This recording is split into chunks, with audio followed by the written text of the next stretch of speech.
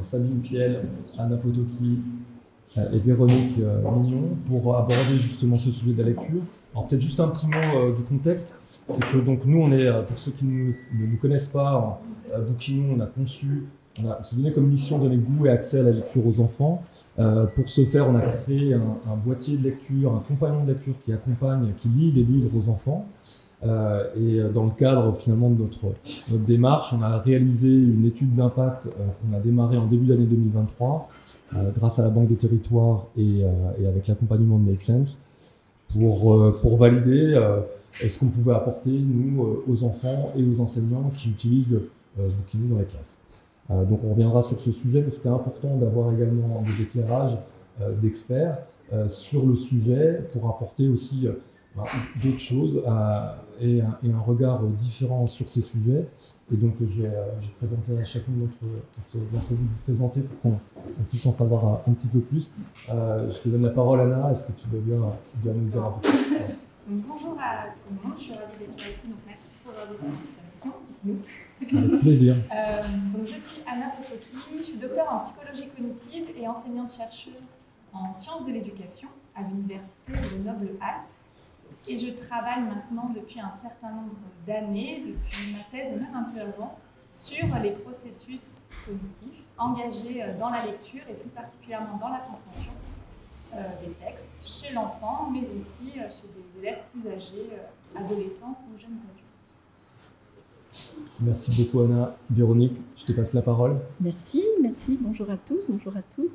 Mais écoutez, moi je suis une enseignante il y a peu à la retraite. Je suis bénévole maintenant depuis 3 ans pour lire et faire lire. J'étais enseignante plutôt spécialisée maternelle, maître formateur, directrice d'école primaire. Et je suis maintenant, je vous dis, bénévole pour lire et faire lire, dont les missions sont notamment donner le goût de la lecture aux plus jeunes. Des plus jeunes, en général, on s'adresse des enfants de 2 ans jusqu'à l'entrée au collège. Et puis favoriser aussi le lien intergénérationnel. Donc, il y a des années au service de l'éducation, de la lecture au plus proche des enfants. Merci. Salut. Alors, il y a aussi des années dans l'enseignement de mon côté, il faut quand même le dire. Donc, j'ai été enseignante pendant plusieurs années, aussi bien en élémentaire qu'en maternelle, directrice d'école maternelle, ensuite conseillère pédagogique avec une mission maternelle, puis conseillère pédagogique départementale avec une balance maternelle, et puis une appétence pour le numérique, un goût pour la lecture très prononcé, et tout d'un coup, on est responsable pédagogique chez Bookinou. Donc voilà, c'est ça. Du public au privé, et ça marche très bien comme ça. Merci à toutes les trois. Simplement, peut-être aussi pour compléter cette introduction, on a parlé d'un rapport d'impact, donc on va égrener quelques données qui nous sont propres à Bookinou pour les mettre dans leur contexte et comprendre d'où viennent ces chiffres. Je voudrais juste dire un petit mot et partager une slide peut-être qui s'affiche sur les écrans pour toutes les personnes à distance. Donc comment a été menée cette étude? Elle a été menée sous forme d'un questionnaire qui a été adressé aux enseignants qui utilisent Bookinou depuis minimum 3 mois. Et donc il y avait une trentaine de questions, donc un questionnaire relativement long et un petit peu engageant quand même pour les enseignants. On a ici donc finalement un panel des enseignants qui l'utilisent et qui ont répondu. Parmi eux, dans les informations qu'on a ici, l'écran un peu loin, je vais l'avoir, on a principalement des enseignants de cycle 1, donc les classes de maternelle, à 86%. On peut noter aussi qu'on a des utilisateurs qui sont actifs, puisqu'ils utilisent majoritairement tous les jours, ou en tout cas très largement 2 à 3 fois par semaine, puisque ça représente plus de 80-90% des répondants. Un autre élément aussi sur l'intensité de l'usage, pour comprendre que c'est des gens qui l'utilisent quand même assez régulièrement, c'est sur le nombre d'histoires et de contenus audio qui sont sur l'appareil mis à disposition des enfants. Donc là, pour plus de 90%, on est au-delà de 5 contenus audio. Donc voilà, ça donne un petit peu ce panel. Bookinou, c'est un dispositif qui permet d'écouter les histoires pour les enfants grâce aux livres, mais c'est aussi un dispositif qui permet d'enregistrer les histoires. Et donc là, on a également posé la question sur comment ces contenus sont créés pour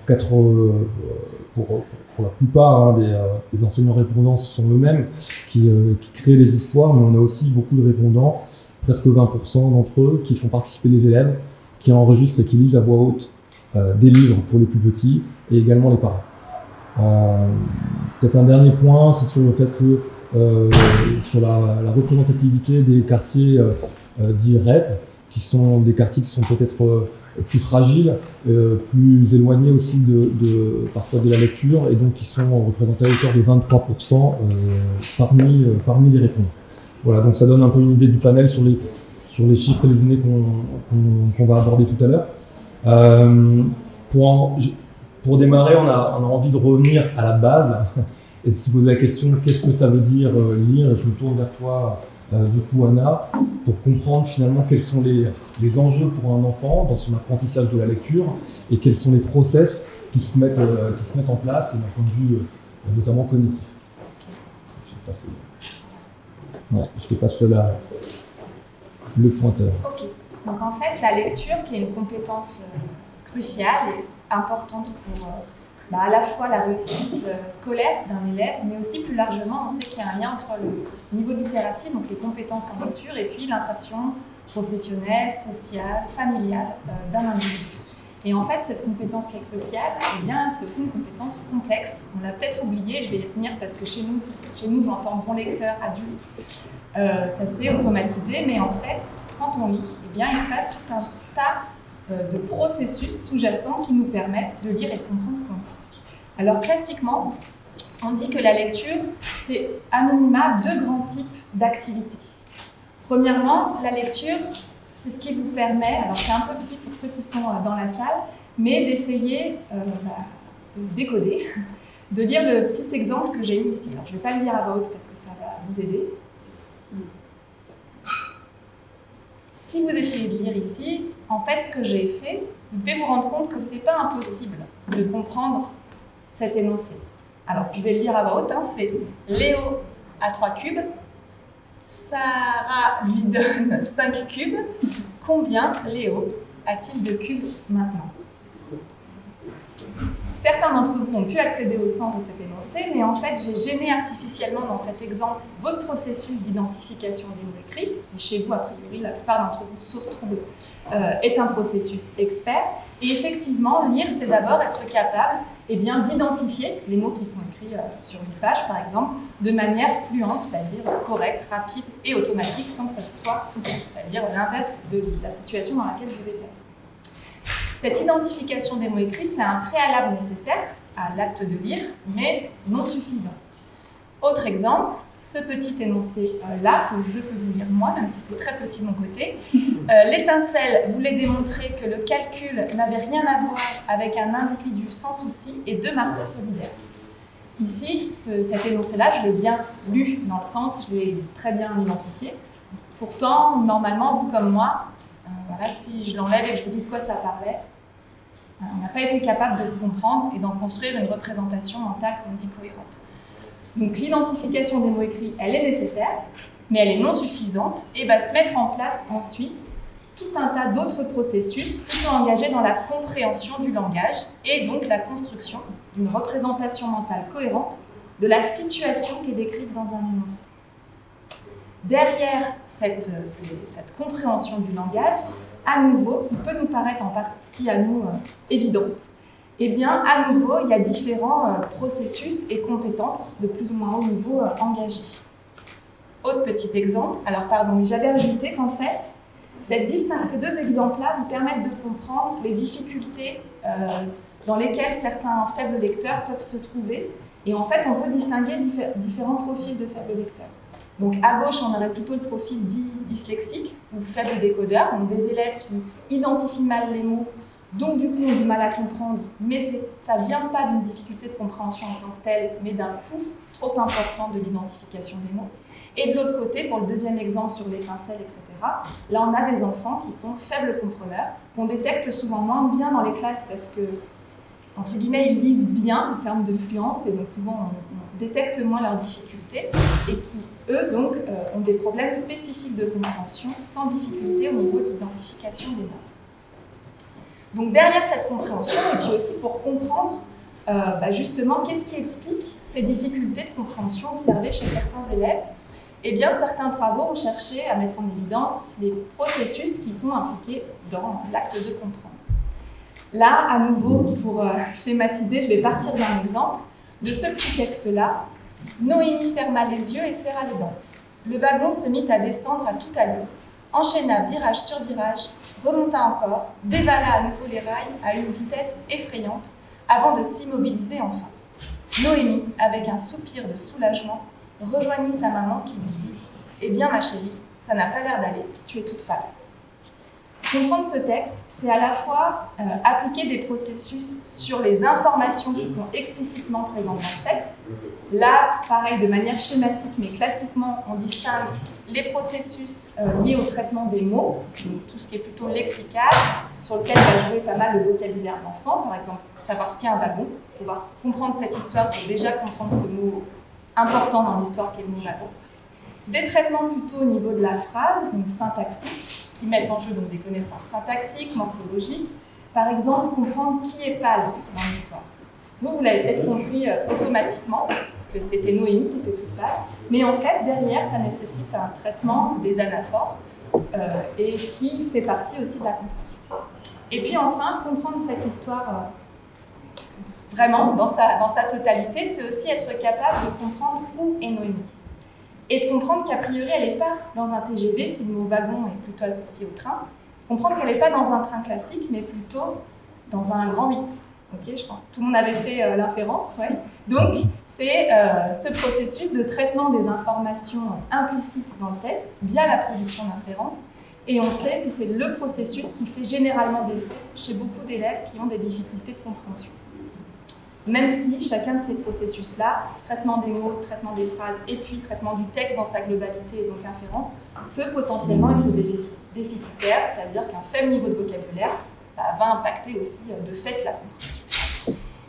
Ce qui est difficile, et ce qui est difficile notamment dans le domaine scolaire, lorsqu'on veut enseigner, par exemple, la compréhension aux élèves, c'est que chez nous, lecteurs experts, encore une fois adultes, la plupart de ces processus, on les met en place sans même s'en rendre compte. On dit que la compréhension, parfois, elle nous vient comme un sentiment d'évidence, c'est-à-dire qu'on ne se rend pas compte que quand on doit comprendre une histoire ou un film, enfin voilà, je reviendrai sur l'aspect de la modalité tout à l'heure, mais en fait, on a l'impression que ça se fait tout seul. Or, derrière, il y a toute une machinerie qui se met en œuvre, dont j'ai schématisé un peu là 3 grands niveaux de traitement, qui en fait nous permettent de comprendre le texte.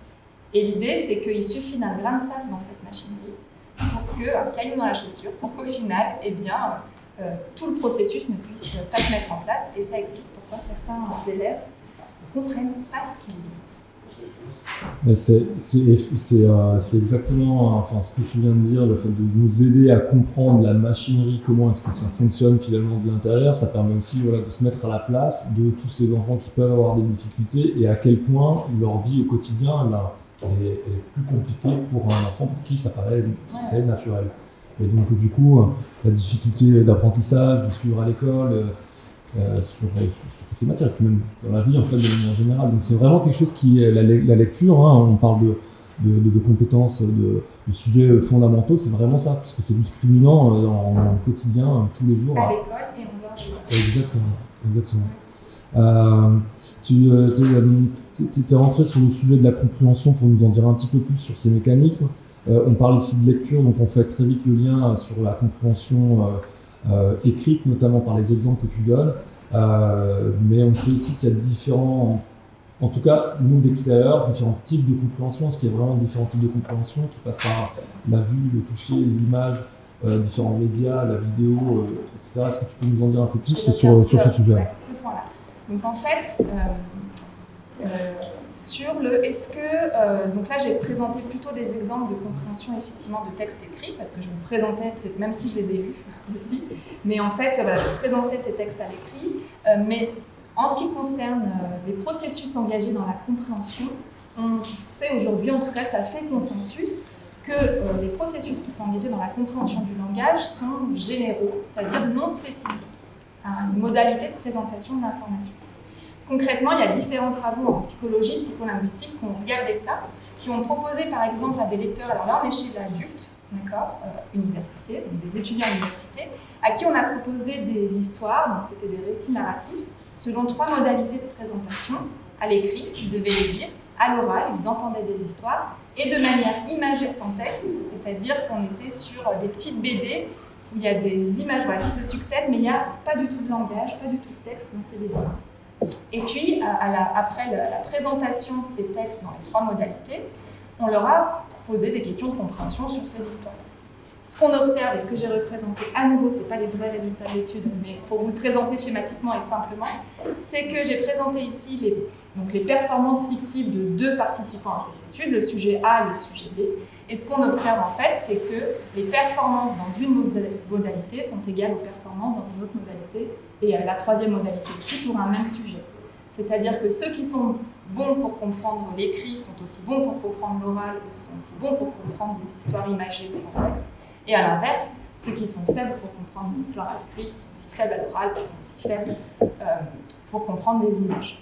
Donc ça veut dire que tout ce qui est fait sur la compréhension orale, la compréhension des dessins animés, la compréhension des images, etc., met en jeu exactement les mêmes processus que ceux qui sont impliqués dans la compréhension de texte écrit. D'ailleurs, là, je me limite au texte pour cette présentation, mais il y a aussi des travaux qui montrent que ça se transfère aussi à la compréhension orale, dans le sens de la compréhension des conversations, par exemple, de tous les jours, ou de certaines formes linguistiques qui sont spécifiques au langage oral de tous les jours. Ces résultats comportementaux, ils ont aussi été confortés, confirmés d'un point de vue cérébral, c'est-à-dire que quand je vous dis c'est les mêmes processus, eh bien, d'une certaine manière, c'est l'idée que c'est aussi les mêmes aires cérébrales qui prennent en charge l'activité de compréhension.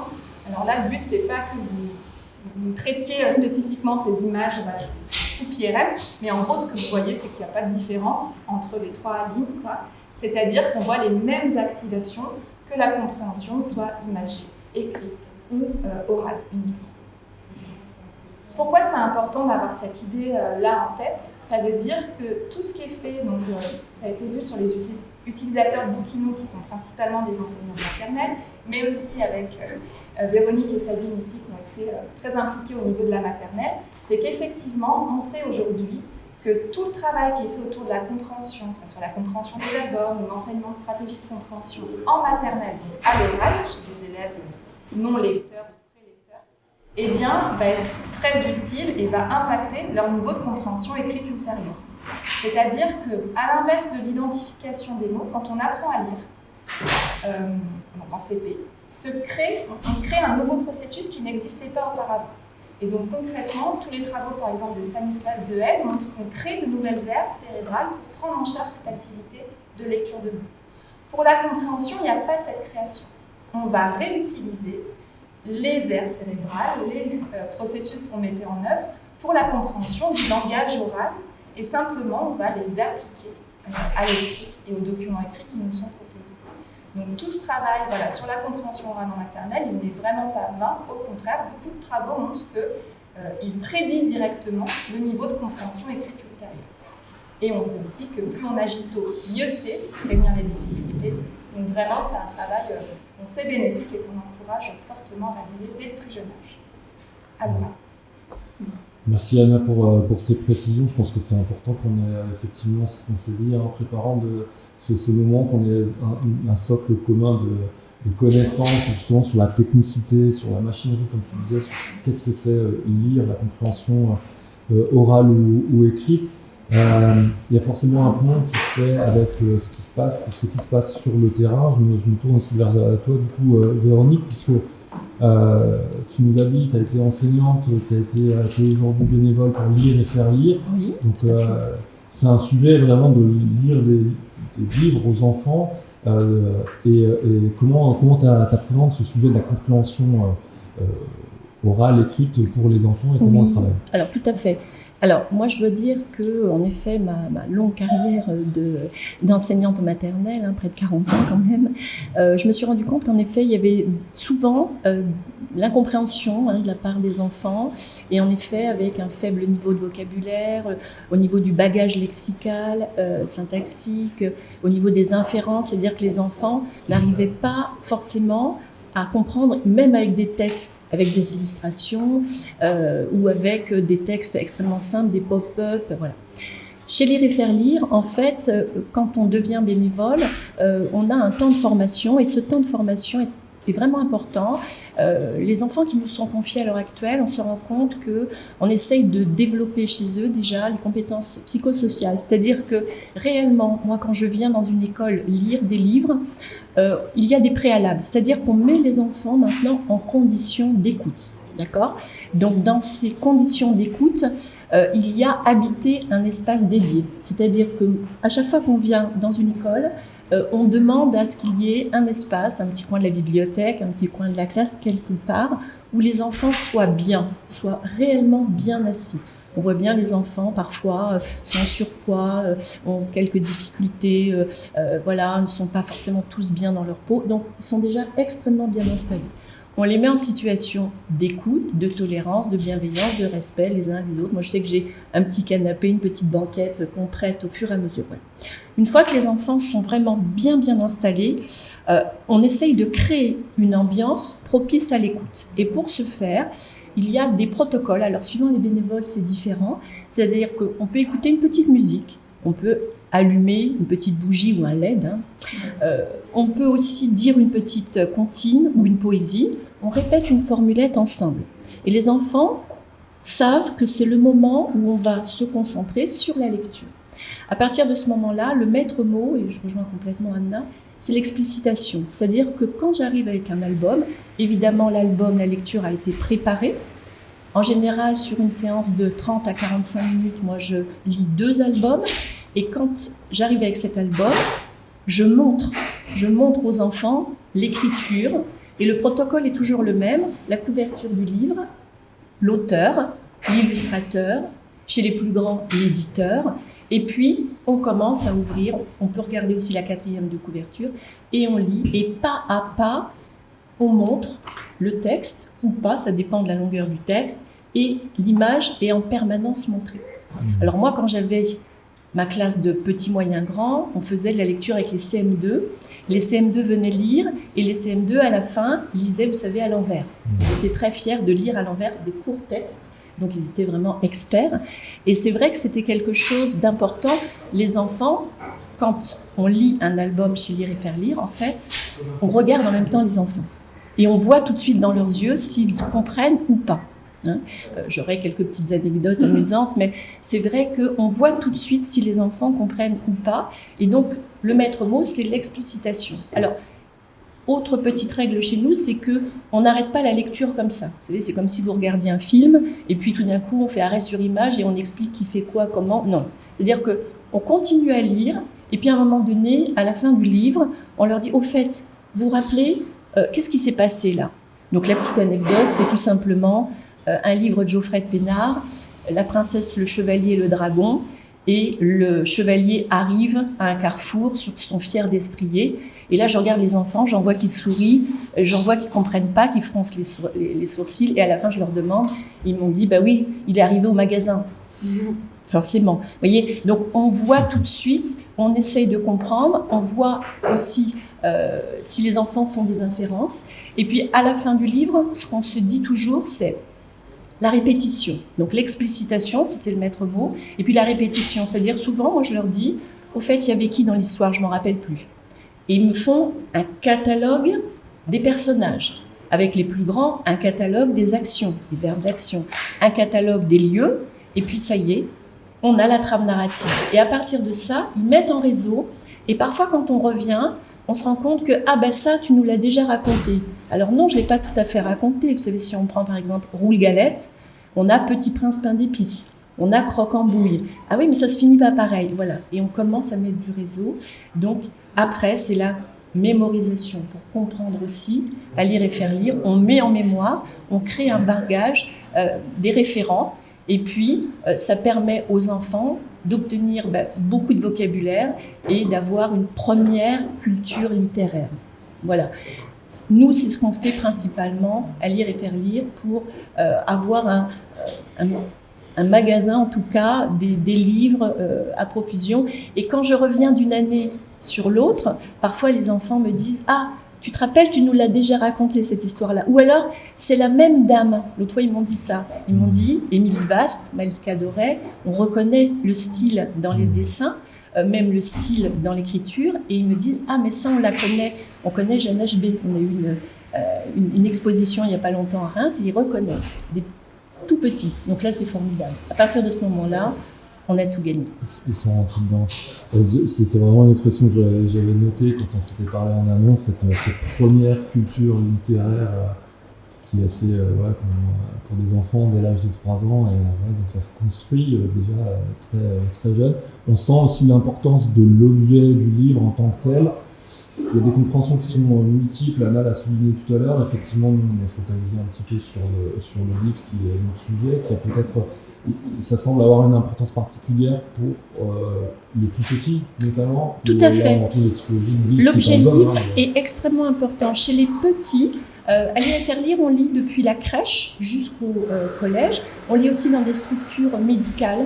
Ça nous arrive dans les salles d'attente, par exemple, dans certains services. Et l'objet livre est extrêmement important. Et là, on met en éveil l'essence de l'enfant, les pop-up, les livres à toucher, les livres à ressentir. Et cette fois, on ne raconte plus à un groupe d'enfants, mais on raconte à 1 ou 2 enfants en duel, puisqu'ils passent comme ça, voilà. Et l'objet livre, c'est très important parce qu'il y a cette dimension de percevoir, donc de voir le livre, de toucher, ressentir, parce que parfois, on tourne, ça fait du bruit, ça fait appel vraiment au sens de l'enfant. Ça permet de développer un petit peu d'imagination. Donc, on a ce trio, percevoir, ressentir, imaginer. Et ce livre, on va y revenir.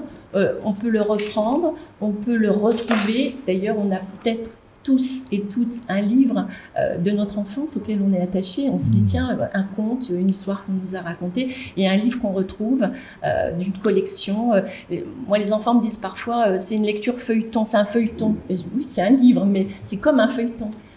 Effectivement, cet objet de livre est vraiment très important. C'est un petit peu le gardien de la mémoire. Et la mémoire qui se crée et qui va s'agrandir petit à petit. Mémoire de la classe, donc dans le coin bibliothèque, mémoire des enfants, d'un groupe. Ils auront plaisir forcément à le retrouver. Ouais. C'est un objet un peu symbole, un peu totem. On se l'est aussi donné avec Bookinou sur le fait de vraiment matérialiser l'accès à la lecture par l'accès aux livres. C'était l'un des points qu'on a voulu un petit peu travailler sur une étude d'impact qui a été réalisée, le questionnaire, et donc là, l'une des hypothèses qu'on a voulu chercher à comprendre et voir si Bookinou aidait à donner un meilleur accès au plus grand nombre, aux enfants qui peuvent être à l'écart du livre. Tu me regardes, j'imagine que c'est moi. Sur les personnes, les enseignants interrogés, il y a 91% des enseignants qui considèrent que Bookinou offre un accès aux livres, à la lecture, aux enfants qui en sont les plus éloignés. 91%, c'est quand même pas négligeable. Chez Bookinou, on est très attaché aux livres. C'est les deux mots ensemble. En fait, Bookinou, c'est la voix du livre. C'est la voix de la personne aussi qui a offert sa lecture, sa voix à la lecture en fait. On a des associations comme l'IFR Lire qui permettent effectivement d'avoir des temps privilégiés de lecture dans un petit groupe, dans un confort. Et dans la classe, on a aussi des temps avec la maîtresse ou avec le maître, mais on n'a pas toujours tout le temps un adulte qui est disponible pour nous lire une histoire. Donc Bookinou, en fait, il permet aux enfants de pouvoir, ce que disait Véronique, réécouter, entendre, commencer à faire des choix aussi sur ces lectures et en tout cas apprivoiser le livre, parce que le livre, on a l'air de penser que c'est une évidence, mais c'est tout un apprentissage. Il faut le poser, tourner les pages dans le bon sens, écouter une histoire, c'est aussi suivre l'histoire, c'est-à-dire que si on est sur la première page et qu'on est déjà à la fin de l'histoire, on a un peu raté quelque chose. Donc c'est un peu dommage. Donc ça permet à l'enfant aussi d'apprivoiser le livre. Ça lui donne cette opportunité supplémentaire, en tout cas de temps de lecture. Autre point, il y a beaucoup d'enseignants actuellement qui proposent des bibliothèques nomades. Donc les bibliothèques nomades, c'est simple. Vous avez un sac, un livre, un Bookinou, et tout ça part à la maison. Donc ça permet d'augmenter le temps de lecture, ça permet d'écouter la voix d'une personne qui a offert sa lecture. Donc voilà, souvent c'est des enseignants qu'on regardait tout à l'heure, c'est souvent des enseignants qui enregistrent, mais de plus en plus on commence à avoir des parents qui enregistrent aussi pour la classe, des membres de l'équipe qui enregistrent aussi pour les enfants. Et ça permet de continuer à travailler la lecture à la maison et d'avoir encore ce temps de lecture supplémentaire. Voilà, tout simplement. C'est un enjeu quand même qui est partagé de développer cet accès à la lecture, le goût de la lecture pour les enfants, entre les enseignants, mais aussi les parents qui sont impliqués là-dedans. C'est pas un sujet purement scolaire et puis ça s'arrête à la fin de l'école. On sait bien, et du coup, il y a quand même cette nécessité à créer des ponts, à créer du lien, à donner aussi envie aux parents d'accompagner leurs enfants sur les premiers pas dans la lecture. Quand on lance alors moi, avant je n'avais pas de bouquinou, mais si j'avais eu un bouquinou, il serait parti dans les familles, mais quand on appelait ça des sacs à albums avant, dans la bibliothèque nomade, je pense que Véronique ne me contredira pas. Et en fait, ces projets-là, il y a beaucoup d'échanges avec les familles sur tiens, j'aurais pas fait lire cet album à mon enfant. Ou cette histoire, il l'aime beaucoup, alors que je pensais que pas du tout, c'est pas du tout un livre que j'aurais acheté. Ou alors là, il a été ravi parce que c'est vraiment le sujet en question. Et d'ailleurs, est-ce que vous connaissez ce livre ou celui-là? Et donc, ça permet aussi de créer des maisons avec des familles qui sont vraiment très riches et très intéressantes. On a aussi des familles qui ont des langues maternelles différentes du français. Donc, ça permet aussi de les engager sur une lecture d'albums dans la langue et de la partager aux autres. Donc, à travers la bibliothèque nomade. On a des opérations aussi qui s'appellent Passeurs de voix, qui permettent justement à des bénévoles d'enregistrer des histoires et aux parents d'enregistrer des histoires. Et on a des modalités où on accueille les parents dans la classe pour l'enregistrement, où c'est les parents qui préfèrent enregistrer de leur côté pour pouvoir permettre aux enfants d'avoir une multitude en fait de personnes qui lisent, parce qu'on est tous différents, on a tous des appétences différentes, des manières de lire différentes, et c'est bien aussi cette richesse d'avoir la lecture papier, du livre, la qualité du livre associée à une qualité de lecture à voix haute. Là, quand on t'entend parler de ça, on sent le sujet de la transmission quand même dans les jeunes années, quand un enfant ne sait pas encore lire tout seul en autonomie, il y a quelqu'un à côté de lui qui lui lit l'histoire, qui est un enseignant, un parent, un grand frère, une grande sœur. Il y a une question, il y a un côté transmission. Tout est dans le titre, quand on dit lire et faire lire, tu disais tout à l'heure, Véronique, tu es bénévole dans cette association, lire et faire lire, il y a la notion, on n'est pas avec un fouet derrière les enfants pour leur dire il faut que tu lises. Il faut leur transmettre l'envie, il faut qu'ils en aient envie, il faut qu'ils trouvent du plaisir. Comment on fait au quotidien, quand on est au contact des enfants, pour leur transmettre cette appétence pour la lecture? Pour la lecture, oui. Alors c'est vrai que le plaisir de lire chez l'enfant, il n'est pas forcément évident tout de suite. Sabine, elle disait, oui, il y a des livres dans les sacs à albums. Moi, je me rappelle de livres, les parents me disaient, oh là là, franchement, il était nul ce livre, on n'a rien compris. Et alors, voilà. Et il y a des enfants qui disaient, non, il n'a pas voulu me le lire, etc. Alors moi, parfois, je disais aux parents, mais pourquoi le langage, l'illustration, etc. Et on en discutait. Et on disait, pourquoi? Qu'est-ce qui vous plaît pas, etc. Qu'est-ce qui t'a pas plu, etc. Donc c'est intéressant aussi de savoir pourquoi ça n'a pas plu, etc. Et dans le plaisir de lire, c'est vrai que la première des choses, c'est d'écouter les réactions des enfants. Moi, je sais que je choisissais des livres qui me plaisaient, et parfois je me disais, dans les bibliothèques, il y a tellement de choix, je me disais, celui-là, pourquoi je ne prendrais pas, ça n'est pas pour moi seulement, c'est aussi pour les enfants. Et on voit bien d'ailleurs l'évolution dans les illustrations, depuis des dizaines d'années, on peut se poser la question, en effet, ça parle aux enfants. Donc à partir du moment où ça parle aux enfants, c'est adapté à leur âge, à leur niveau, et j'allais dire aux enfants, c'est un peu vieillot, mais de maintenant, comme disent moi les bénévoles dans l'association Lire ou faire lire. Et il faut pas s'interdire de montrer toutes sortes de supports. Alors, le livre en est un.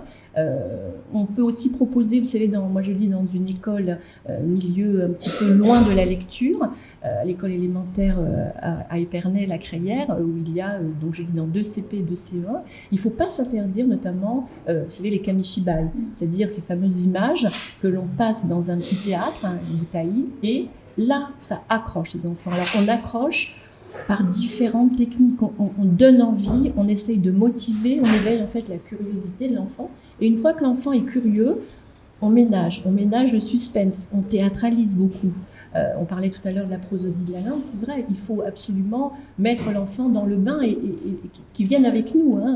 Donc on donne ce goût à l'enfant, et une fois qu'il est là, moi je vois l'autre fois, je lisais, et puis il y a eu l'alarme incendie, donc les enfants m'ont dit « Oh, tu nous lis après, Véronique, la fin ?» J'ai dit « Oui, on va revenir. » Donc vous voyez, ce sont des petites choses comme ça, on crée des moments privilégiés avec les enfants, et ils savent que on va rire ensemble, on va être émus ensemble. On crée une espèce de petite communauté propice à la lecture, et ensuite, eh bien, on transmet. Il y a aussi cette notion de transmission, et on transmet aux parents, on transmet au groupe. Moi, je sais que les 2 classes de CP, les 2 classes de CE1, en fait, se passent les lectures par groupe. Je fais des lectures et je fais une lecture à un groupe qui n'est pas la même qu'à un autre groupe. Puis après, la maîtresse dit « Et au fait, qu'est-ce qu'elle vous a lu aujourd'hui, Véronique ?»« Ah ben, on va te raconter, maîtresse. » Et donc, ils racontent le livre, et bien sûr, à chaque fois, je laisse le support du livre, toujours.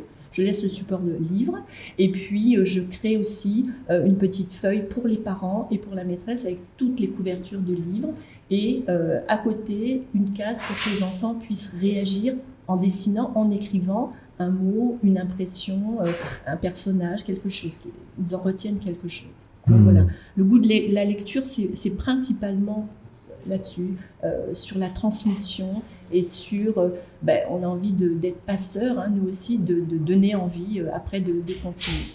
Ouais. On retrouve l'objet livre, le fait que ça s'inscrive dans le temps, que ça dure, que ça perdure au-delà de la fin de l'histoire. Enfin, c'est la fin de l'histoire, mais ça s'arrête pas tout à fait là. Et puis quelque part, on a déjà envie de la prochaine qui démarre. Et c'est un petit peu ce qu'on ressent dans ce que tu dis ici. Je me retourne vers toi, Sabine, et on réfléchissait aussi à cette notion de plaisir de la lecture, de goût de la lecture. Comment est-ce qu'on pouvait le mesurer, comment est-ce qu'on pouvait se faire, nous, une appréciation, en tout cas essayer de répondre à cette question, et ça passait souvent par le temps que passe un enfant et ce qui va rester avec le livre, le temps qu'il va passer avec un livre. Si tu peux peut-être nous en dire plus sur comment on procède. On a des enseignants qui nous ont répondu sur la mesure d'un bac, nous disent que 78% d'entre eux, en tout cas, que les élèves ont plus de temps de lecture avec nous dans la classe. On a fait une moyenne à peu près du temps passé. Et donc ça correspondrait à 20 minutes en plus de temps de lecture pour un bouquinou, pour une classe et par semaine. Voilà, dans la moyenne. Ouais. Donc là, on est vraiment sur du temps passé avec le livre. Oui. Et c'est déjà un point qui est important. Est-ce que, du coup, tu disais aussi sur le goût pour un livre ou un autre, des retours un peu d'expérience et des verbatims, comme on dit, de certains enseignants, sur une préférence aussi pour des livres, et une connexion qui se fait par le rapport à la voix de celui qui lit l'histoire, et la reconnaissance de certains livres qui sont lus par... On est attaché, enfin les enfants en tout cas, tous les enseignants de maternelle s'en rendent compte, quand l'enseignant a lu un livre, qu'il apporte un nouveau livre, si on l'associe, c'est ce livre-là qui va être emprunté. C'est ce livre-là qui va être choisi par l'enfant. C'est le livre du maître ou de la maîtresse que je peux prendre, que je peux regarder encore et encore. On voit des enfants qui racontent comme l'enseignant, qui reprennent les tournures de phrases, les mots-clés. Alors plus le mot est un peu tarabiscoté et plus il est retenu. Voilà. Et quand on a un bouquinou, c'est aussi quand on fait par exemple enregistrer des grands ou des grands d'autres classes, par exemple, on a tendance à aller chercher la lecture du grand. C'est lui qui a une symbolique particulière en fait. On est attaché à ces symboliques-là quand on est petit. Parce que c'est du temps qu'on a consacré qu'on nous a consacré, et il y a un lien, il s'est passé quelque chose sur ce temps collectif qu'on a envie de revivre en individuel.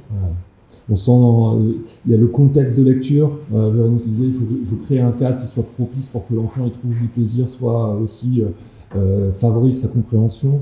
Il peut y avoir des notions d'émotions qu'on ressent sur telle ou telle histoire, et puis en fait il y a aussi une dimension affective quand même sur l'expérience de la lecture que vit un enfant, le rapport qu'il a avec le lecteur.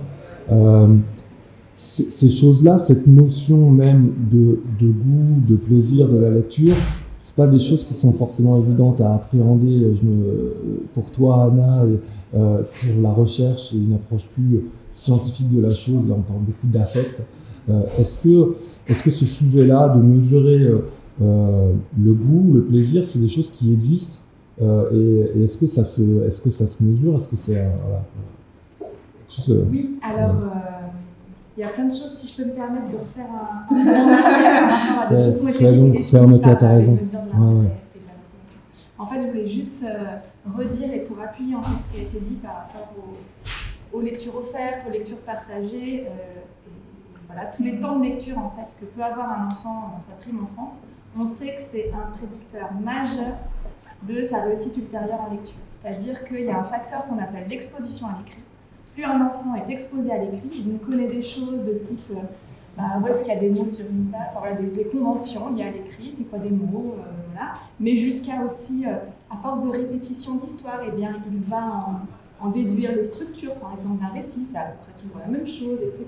Toutes ces connaissances implicites-là, que la plupart des élèves, je reviendrai après sur pourquoi je dis la plupart, eh bien, acquièrent de manière implicite simplement par exposition à l'écrit, quand on leur lit des histoires, et notamment et aussi tous les travaux sur les lectures partagées, etc., eh bien, font que ces élèves-là, ils ont plus de chances d'être bons lecteurs et pas avoir de trouble de la lecture par la suite.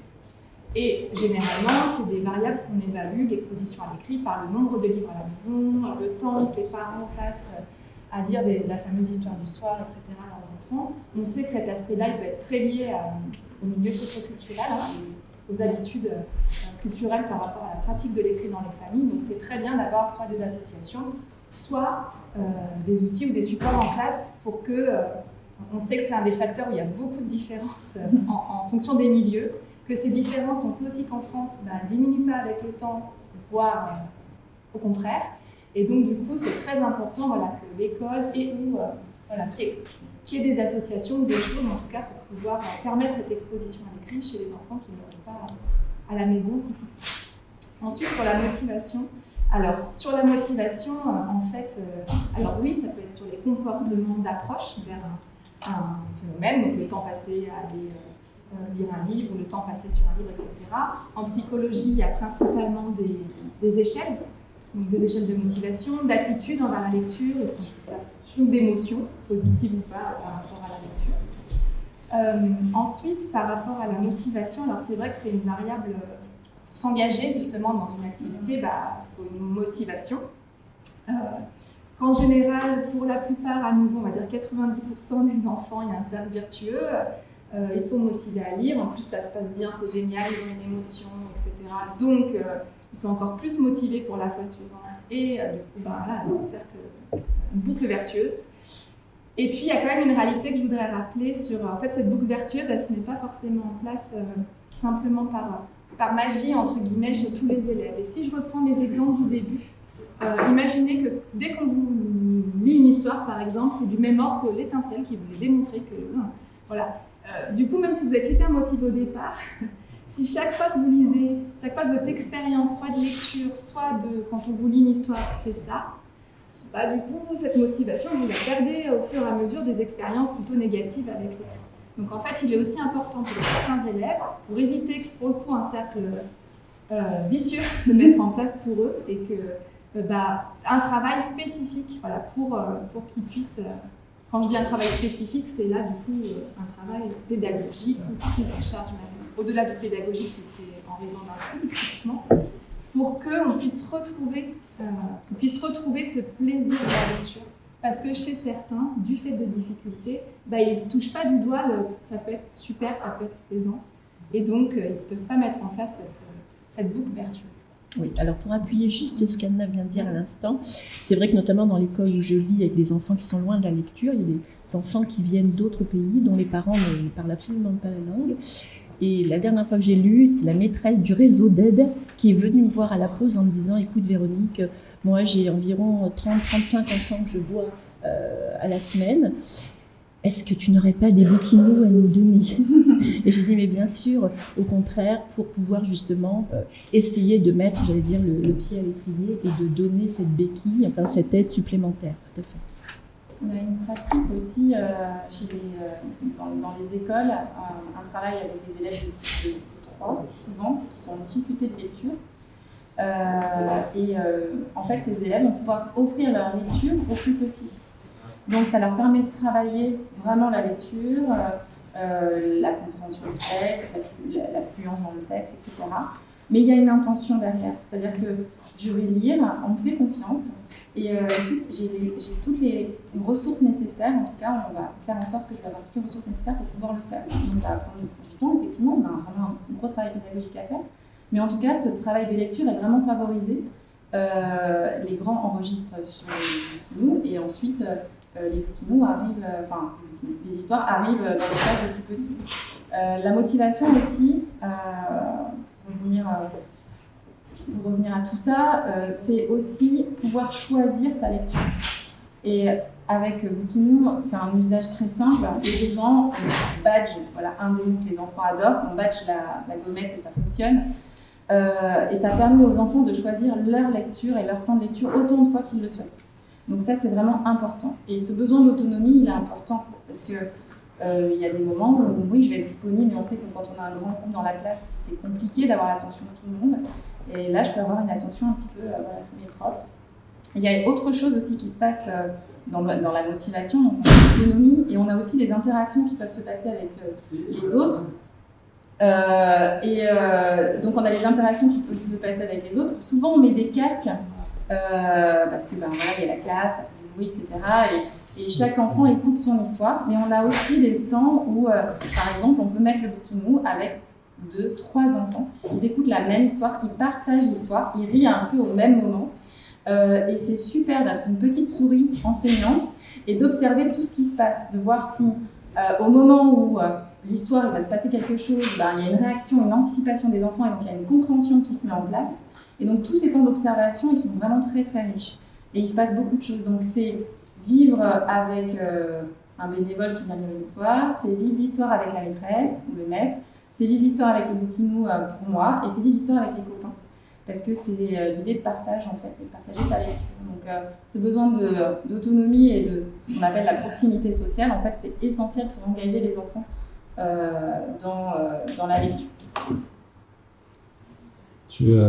C'était 3 dimensions. Il en manque une. Qui est la notion des compétences. Oui, la notion des compétences. Plus je vais avoir les enfants à la maternelle, ils me disent non mais moi je vais pas lire un livre pour petit. C'est un livre de bébé, ça moi je vais lire un livre plus grand. Donc ils montent en compétences et s'en rendent compte.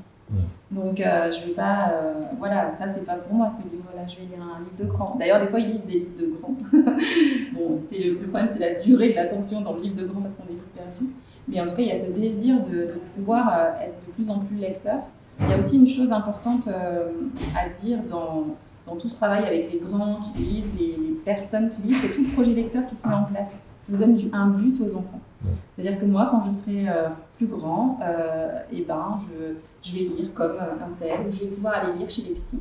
Oh là là, il raconte des histoires tellement bien, moi aussi je veux raconter des histoires comme ça.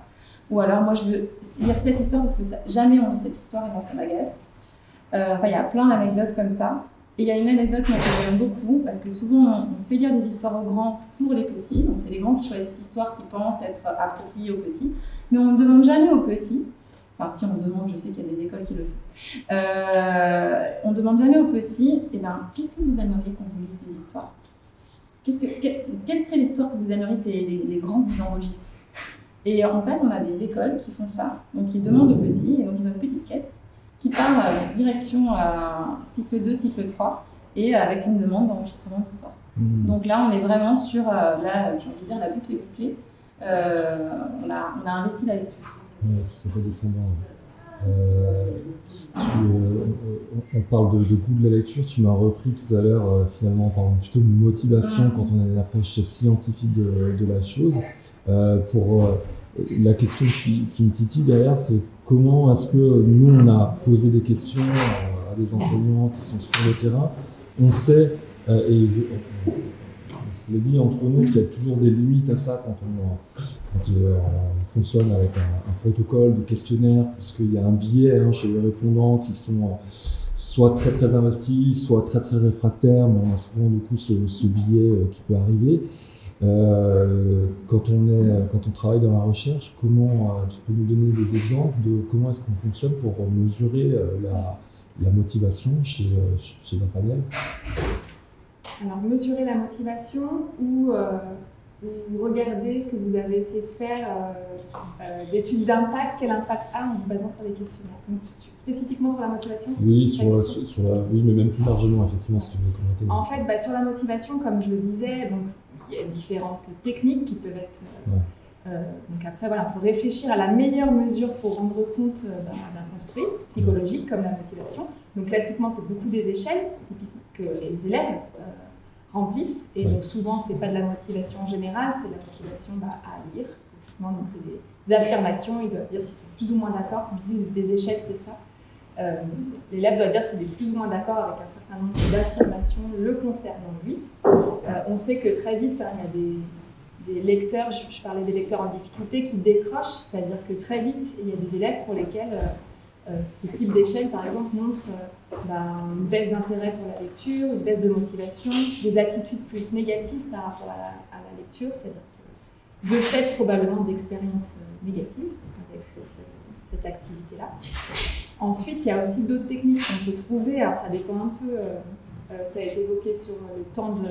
Alors après, ça serait, là, si j'ai bien compris, c'était une mesure auto-rapportée des enseignants de « j'ai l'impression qu'ils sont restés plus longtemps ». L'idée après, c'est d'avoir des mesures, alors, parce que moi je suis en discipline qui est la psychologie cognitive, c'est-à-dire qu'on s'intéresse à tout ce qui est plutôt des mesures observables, quantifiables et vérifiables des données. Donc bien sûr que c'est déjà intéressant si l'enseignant lui-même a l'impression que, mais souvent nous on va vérifier empiriquement en fait. Donc c'est un peu le même principe, sauf que cette fois-ci on va quantifier, ça peut être chronométré, voilà, le nombre de fois que l'élève se rend, prend un bouquinou dans la journée. Donc l'idée c'est d'avoir des mesures qui soient des mesures en fait, et des choses qui soient tangibles.